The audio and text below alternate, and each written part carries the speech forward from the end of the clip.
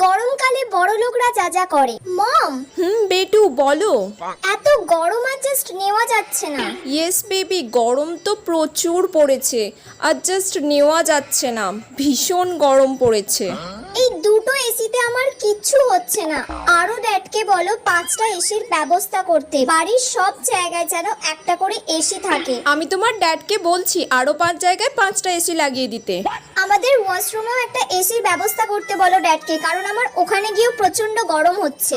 ওকে, ওয়াশরুমেও একটা এসি লাগানোর ব্যবস্থা করতে বলছি তোমার ড্যাডকে আমি। Okay baby. এত গরম পড়েছে মম, এত গরমে যে থাকা যায়? আমার তো স্কিন জ্বলে যাচ্ছে, আমি বাইরে বেরোতে পারছি না। আজকে তাহলে দুপুরের লাঞ্চে কি হচ্ছে?